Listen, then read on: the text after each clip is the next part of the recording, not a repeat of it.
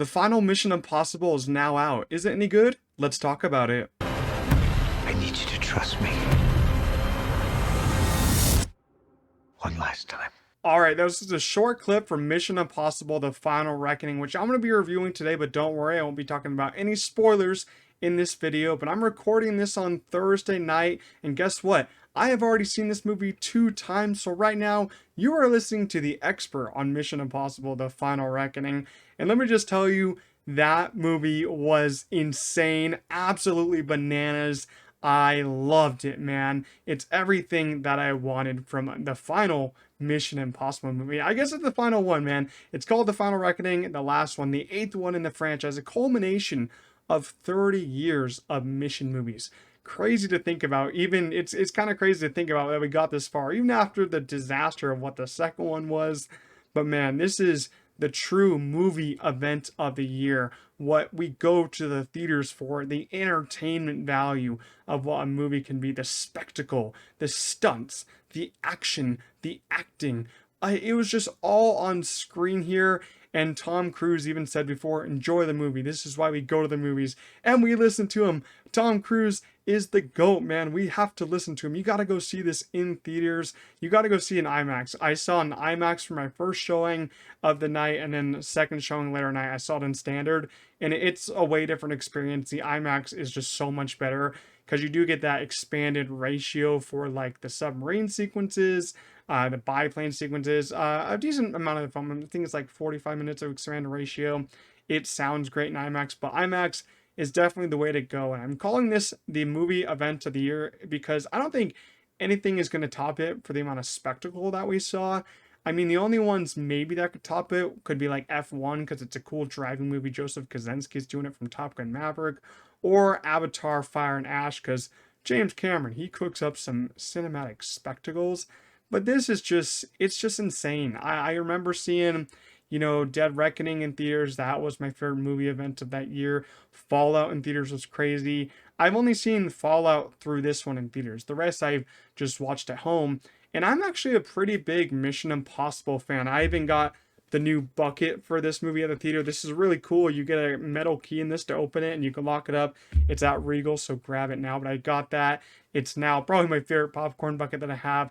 But I'm a diehard Mission Impossible fan because I've kind of grown up with these movies. I haven't grown up with them since 30 years ago, but I remember as a kid, one of the first action movies that I really latched on to, I think it was Ghost Protocol. Ghost Protocol was maybe the first Mission Impossible movie that I saw, or the third one. I really remember Ghost Protocol because the Burj Khalifa scene. But man, I've just loved Tom Cruise in any movie. I've loved what he strived for with doing the action, doing all the stunts himself. Mission Impossible is just my thing, man. It strives to be an entertaining movie, not be taken too seriously, but it is more serious than something like Fast and Furious, but it isn't as serious as something like James Bond. But it really does have fun with the, different features like the mask stuff and all that, the, magic tricks that Tom Cruise does. But, it's just my thing, man. The Mission Impossible movies have such a great place in my heart, and I love them to death.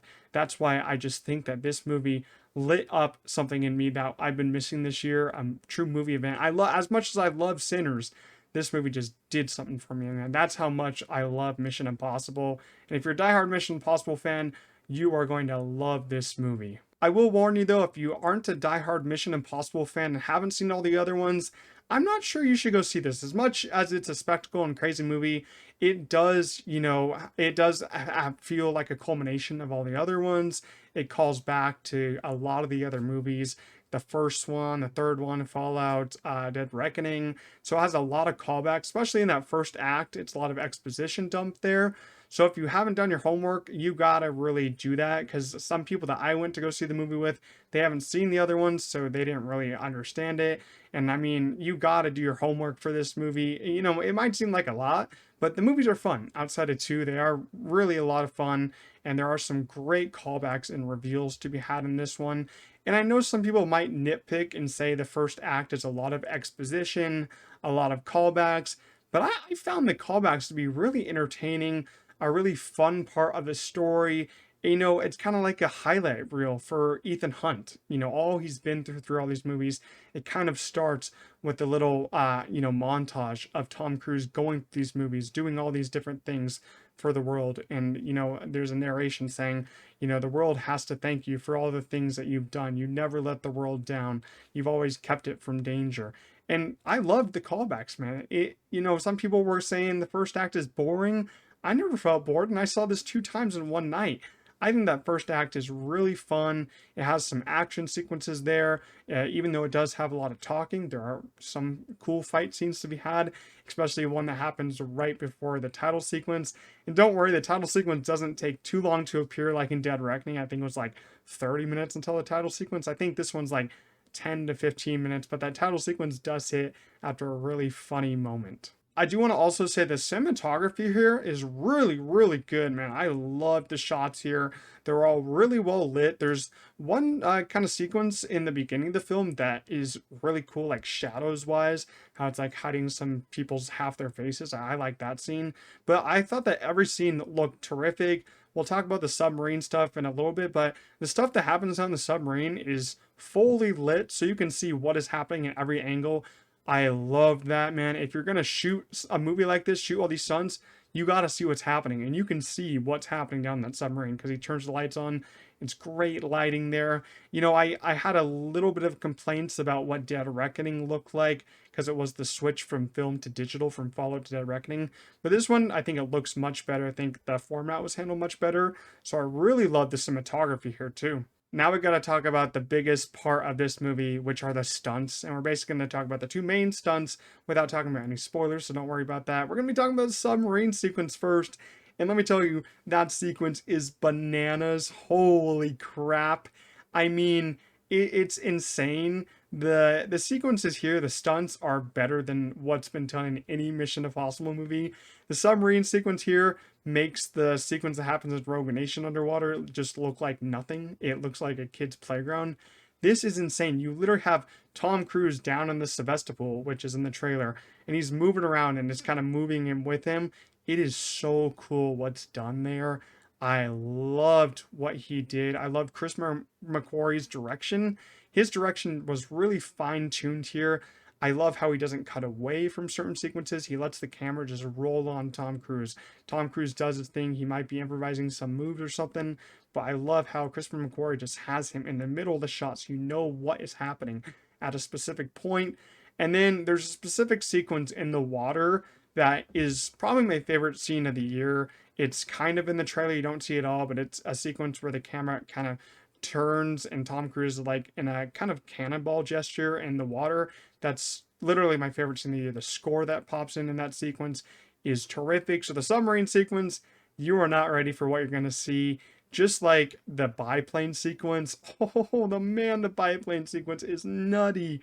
I mean, they hid so much from the trailers. They didn't show a lot. They did such a good job marketing this. I remember Dead Reckoning, like I said, they showed the whole bike stunt, and the bike stunt looks like nothing compared to the biplane scene. The biplane scene, you haven't seen, you know, the tip of the freaking mountain on this scene, man. The tip of the needle, let's just say that. It is a spectacular sequence. So as you've seen in the trailer, Tom Cruise, he's on, you know, the red plane, and then somehow he's on the yellow plane. So you just gotta wonder, how does he get from one plane to the other? And you gotta wonder, how does he get on the plane to begin with? And how he gets on the plane is really, really cool. And there's a shot how he gets on the plane, and the ground doesn't look real, but you know he's doing it for real because you've seen the behind the scenes footage of him being on these planes, because all that's practical. But you know, seeing all these movies in the last 5 years with like CGI green screens, all that, you're just used to like fake stunts. But now this one, you're like, oh, I gotta remind myself that that's actually Tom Cruise doing that, risking his life for our entertainment. And some of it does kind of look like BTS footage just because of how insane it looks, kind of like Fallout's helicopter sequence. This kind of reminded me of the Fallout helicopter sequence because there's a lot of crazy sequences, you know, planes running into each other, Tom Cruise, you know, going 0G between the wings, Tom Cruise hanging upside down on one of the biplanes. It is a crazy, crazy sequence. This is the best stunt sequence I have seen in a Mission Impossible film. You will have your mind blown of how he does this. I mean, I'd love to just get a documentary of like a 3 hour documentary of how he did this. I know we have behind the scenes like 10 minutes, but I want a whole documentary about this. I think, a whole movie could have been done with just the biplane sequence and the submarine sequence. That's how crazy they are.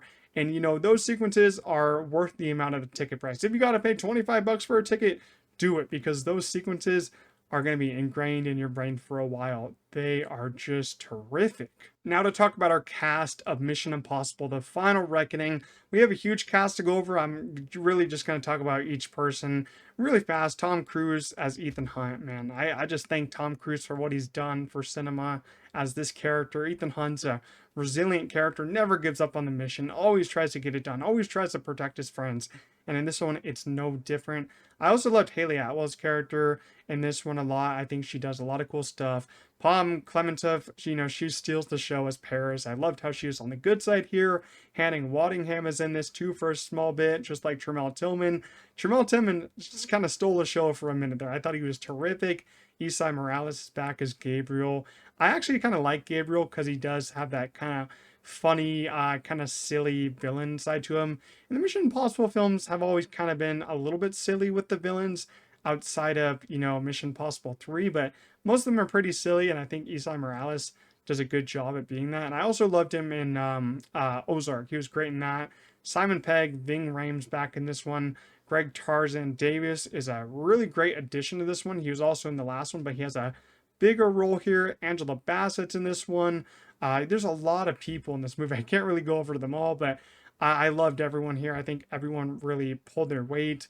I'm really excited for what Tom Cruise does next, even though I'd love him to continue these Mission Impossible movies. But he's getting old, man. We gotta admit it. He's like 62 or something. So hopefully he does maybe come back to another action movie. But I think he's gonna do some more drama movies to get some Oscar nominations, because he started with drama, in his early age. But I loved him as Ethan Hunt, and I'll always go back to rewatching these movies. It's just such a treat.